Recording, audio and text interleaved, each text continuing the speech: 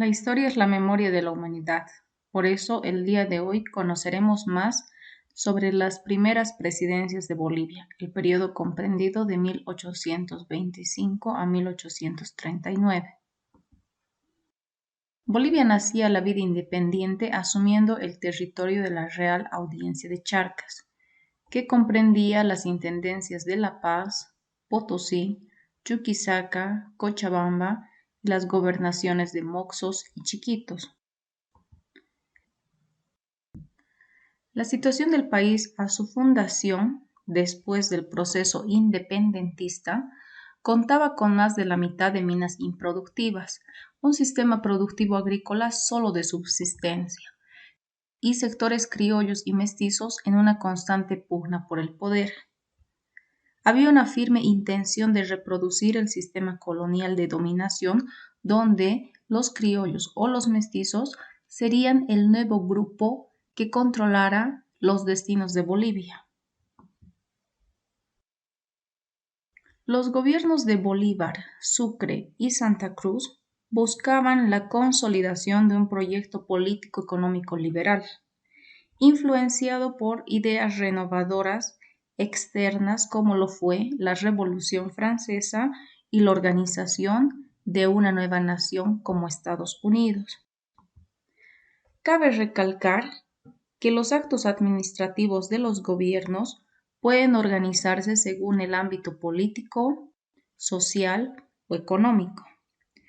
Corresponde al ámbito político aquellas medidas relacionadas, por ejemplo, con la organización del territorio, las leyes o normas vigentes, la organización de una asamblea constituyente.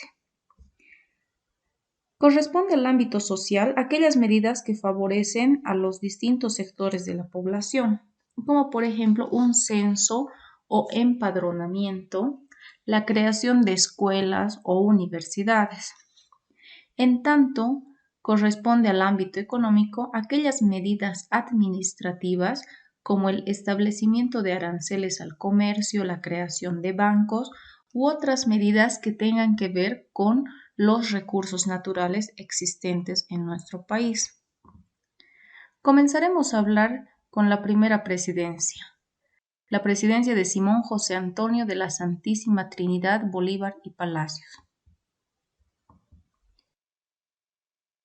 Simón Bolívar se vio influenciado por ideas liberales de la época, ideas que venían de la Revolución Francesa o de la independencia de Estados Unidos.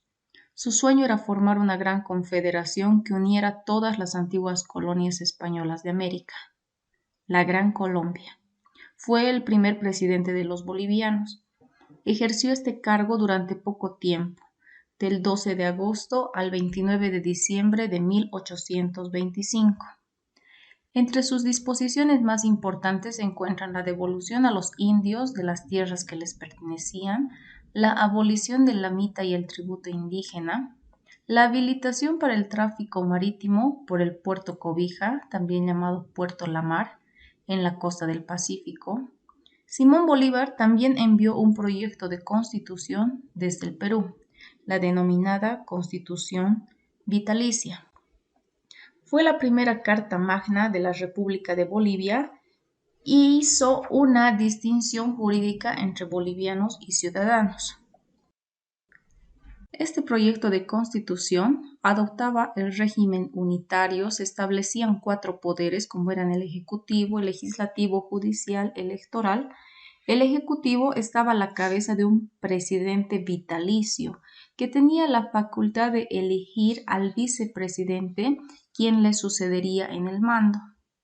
Así también, el legislativo estaba formado por 3 cámaras, los tribunos, los senadores y censores. Se daba a la religión católica el rango oficial y era la única religión reconocida en el país. ¿Pero qué requisitos exigía la Constitución para alcanzar la ciudadanía? La primera Carta Magna, como habíamos indicado, hizo una distinción entre bolivianos y ciudadanos.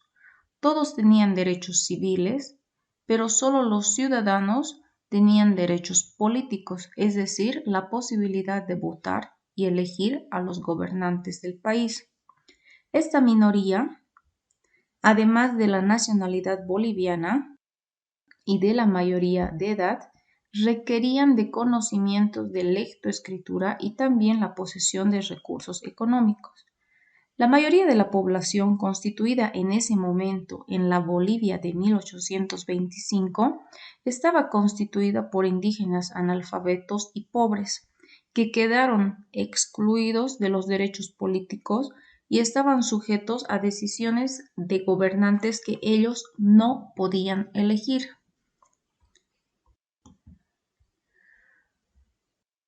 Haremos referencia a algunos aspectos importantes del gobierno de Antonio José de Sucre y Alcalá.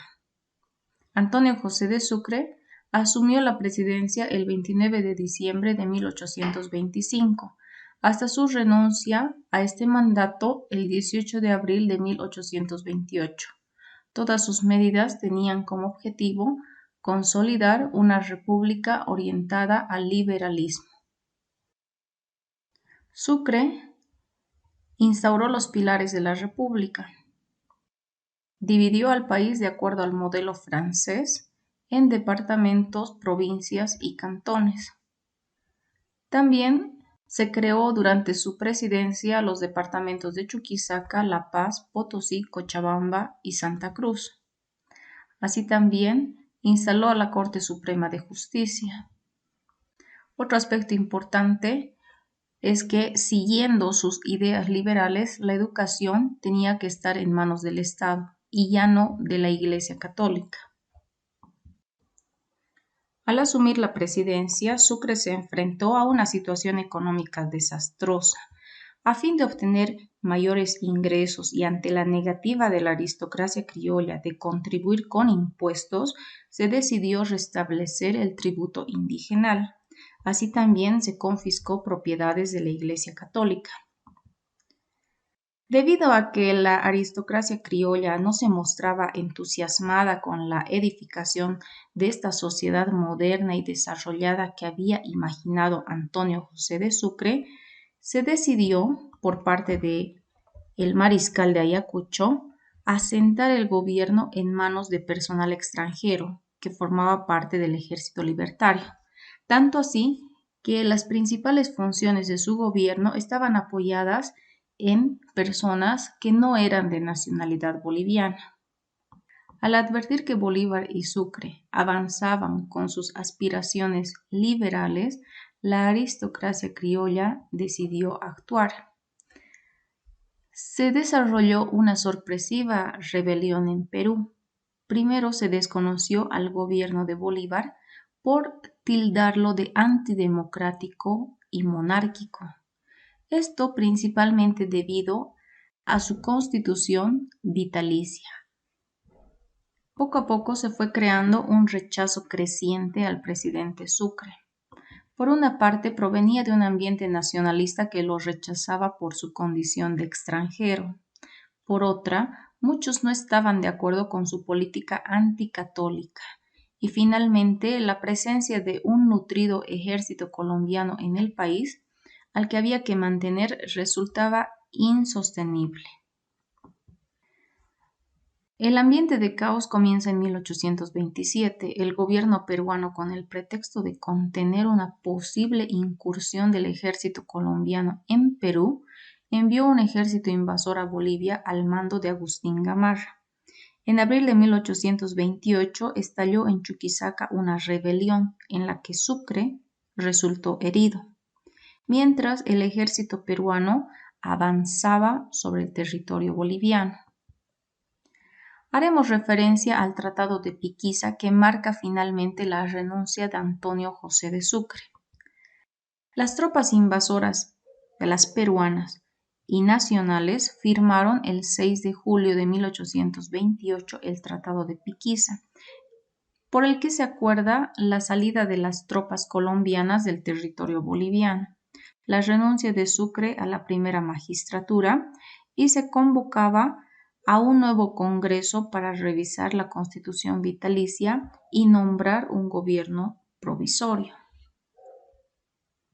De esta manera, habría concluido esta etapa del gobierno de Antonio José de Sucre. Haremos referencia al gobierno de Andrés de Santa Cruz, resaltando algunos aspectos importantes. Andrés de Santa Cruz fue nombrado como presidente por la Asamblea Constituyente el 24 de mayo de 1829 y presidió el país hasta el 17 de febrero de 1839 tras ser derrocado. Santa Cruz estableció las bases institucionales de la República de Bolivia. Se propuso hacer realidad la Confederación Perú-Boliviana, idea que rescataba características de la Gran Colombia de Bolívar y otros proyectos nacionalistas y apoyados con una ideología liberal.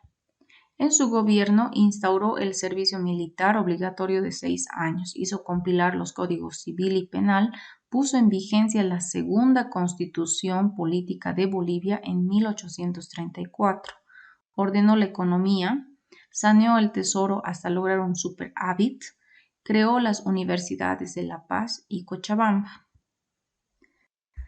Hay que resaltar dentro del gobierno de Andrés de Santa Cruz las reformas económicas proteccionistas.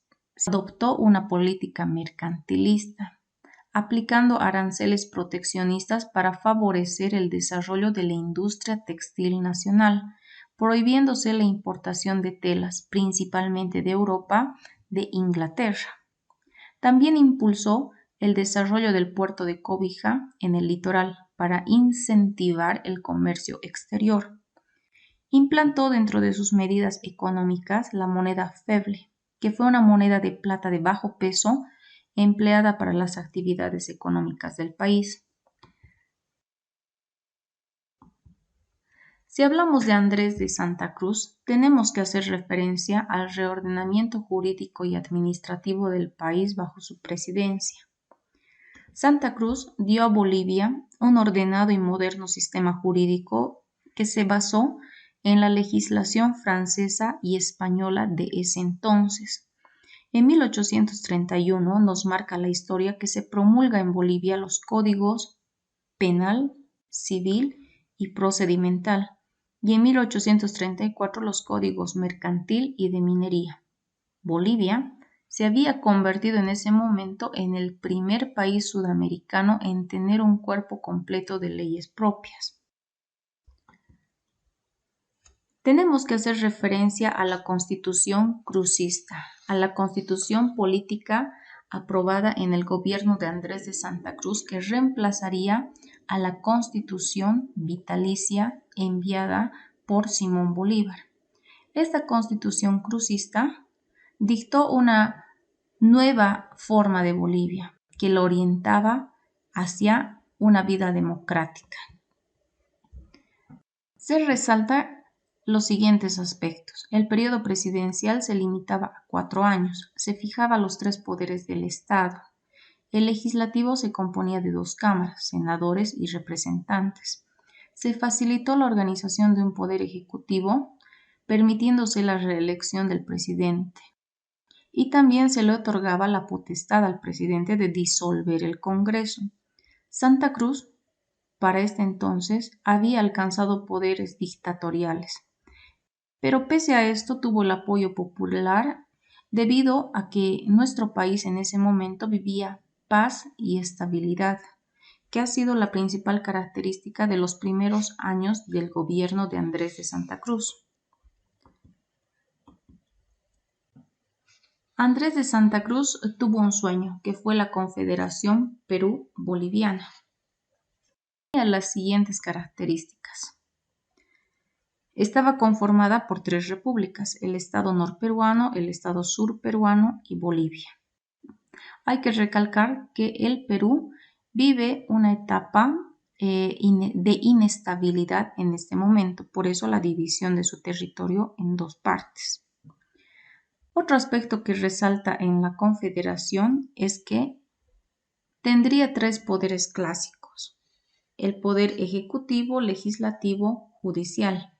El poder ejecutivo estaría a cargo del protector, que sería elegido por un periodo de 10 años. Santa Cruz era el protector de la Confederación. Se le concedieron poderes casi ilimitados, que ejerció con excesivo centralismo. También se consolidó externamente la Confederación, firmándose tratados de paz, amistad, comercio con Estados Unidos, Inglaterra. La Confederación también obtuvo el apoyo de Brasil y Ecuador acá en Sudamérica. La Confederación tuvo que luchar contra opositores internos y externos. Por un lado, las élites criollas en Bolivia y Perú se opusieron a esta unión. Por otro lado, Argentina y Chile vieron temerosos la unión de estos dos países, por lo que atacaron con dos expediciones la Confederación. Entonces, la desaparición o finalización de la Confederación Perú-Boliviana tuvo que ver con factores internos y externos. Debemos resaltar, para cerrar este aspecto, que la derrota definitiva de la Confederación se produjo frente a Chile en Yungay el 20 de enero de 1839. Andrés de Santa Cruz, el mariscal de Cepita, después de estos hechos se refugió en Ecuador. La historia nos marca que en varias oportunidades intentó recuperar la presidencia del país, intentó gobernar nuevamente Bolivia. Es así que en 1843, cuando intentaba desembarcar en el Perú, fue capturado y entregado a Chile. Debido a la mediación de Ecuador e Inglaterra, Andrés de Santa Cruz fue finalmente exiliado a Europa, a Francia, donde vivió hasta su fallecimiento el 13 de septiembre de 1865. De esta manera, concluimos este capítulo de la historia de Bolivia. Hasta una próxima oportunidad.